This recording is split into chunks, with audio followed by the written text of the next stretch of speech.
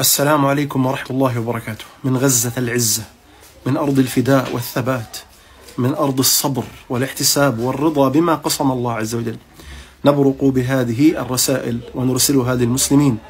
لا ندري، لعلنا لا نلقاهم بعد عهدنا هذا، فنسأل الله أن تكون هذه الكلمات حجة لنا لا علينا. أما الرسالة الأولى فنقول للمسلمين إننا موحدون مسلمون راضون بما قسم الله عز وجل، لا نعترض ولا نقنط ولا نيأس من روح الله، وموقنون أن الفرج قريب عاجل وسيأتي من حيث لا نحتسب. قال الله: أم حسبتم أن تدخلوا الجنة ولما يأتكم مثل الذين خلوا من قبلكم مستهم البأساء والضراء وزلزلوا، والله إننا لنزلزل، وزلزلوا حتى يقول الرسول والذين آمنوا معه متى نصر الله، ألا إن نصر الله قريب. ونحن والله قد مستنا البأساء والضراء وأصابنا زلزلة في قلوبنا وفي نفوسنا، ولكننا لم نقنط من رحمة ربنا. قال الله: ولا تيأسوا من روح الله. لم نيأس. من سبق رحل إلى ربه نحسبه في الشهداء، ومن بقي ينتظر فرجا قريبا، وما ذلك على الله بعزيز. أما الرسالة الثانية، أنت يا من تسمعني تستطيع أن تنصرنا ولو بالدعاء، فالدعاء سلاح المؤمن، لا تستهينوا فيه. إن كنت غير قادر أن تقدم شيئا كبيرا يعذرك الله به يوم القيامة فليس أقل من الدعاء. اجمعوا أطفالكم حولكم وادعوا لنا، ادعوا لنا في سجودكم، تصدقوا وادعوا، قدموا بين يدي الله وادعوا لنا، فإننا بأمس الحاجة للدعاء. كان النبي صلى الله عليه وسلم عندما يشتد فيه الكرب يرفع يديه إلى الله ويدعو وهو موقن بالإجابة.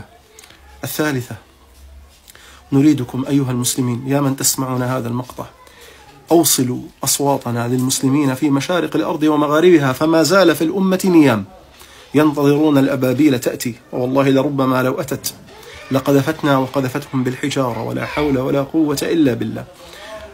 انشروا ما يجري عندنا، انشروا أخبارنا، صور أطفالنا، المقاطع التي تخرج، هذه الأنقاض التي أصبحت في كل مكان، فلا مكان آمن في غزة.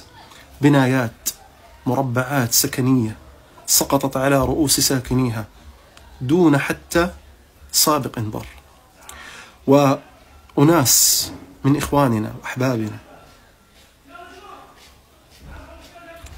قد تم شطبهم من السجل المدني، في عائلة واحدة 100 شهيد، وفي عائلة 50، وفي عائلة 40، ومنهم من ينتظر، والله المستعان. لا نقول هذا الكلام إلا لعلكم تجدون عذرا غدا يوم القيامة، تجدون عذرا بين يدي الله، سيسألكم الله ماذا قدمتم للمسلمين. هل الدعوات تحتاج إلى حدود وسدود؟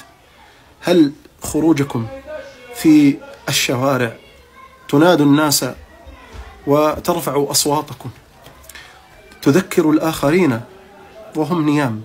على الأقل تعذروا أمام الله عز وجل سبحانه وتعالى. والله الذي لا إله غيره أن هذه المحن ستنقلب إلى منح، وما بعد هذه البلايا إلا عطايا، وسيبزغ الفجر رغم هذا الظلام، فقد اشتدت وطال ليل الظالمين، وقد تأذن الله سبحانه وتعالى أن ينصر عباده ولو بعد حين. والله لقد مات في هذه الأحداث خيارنا، سبحان الله، في كل عائلة يرحل خيرة أفراد هذه العائلة، انتقاء واصطفاء. والحمد لله رب العالمين. لا أريد أن أطيل عليكم، أحبكم في الله. أوصلوا رسالتنا، أوصلوا أصواتنا، دماءنا الجارية على الأرض تستحق منكم سعيا حقيقيا. اخرجوا من دائرة التواصل الاجتماعي، فاعلوا الأمر بشكل أكبر، والدعاء وصية بيننا. اللهم نصرك الذي وعدت، اللهم نصرك الذي وعدت، اللهم نصرك الذي وعدت. اللهم صبرنا وثبتنا واكتب لنا حسن الخاتمة، واجعلنا في عبادك الصالحين الأبرار، في زمرة النبيين والصديقين والشهداء والصالحين، وحسن أولئك رفيقا. أستودعكم الله الذي لا تضيع ودائعه.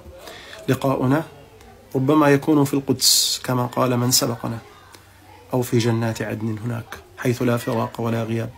والسلام عليكم ورحمة الله وبركاته.